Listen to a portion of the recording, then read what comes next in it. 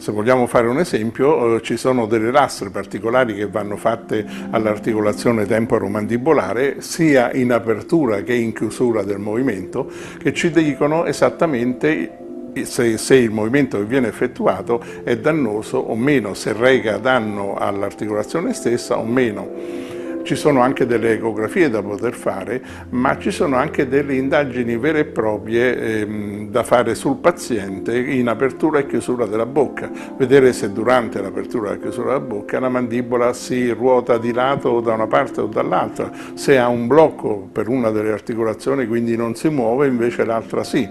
Sono piccole cose che l'esperienza portano che con l'esperienza gli permettono di valutare esattamente il danno che c'è.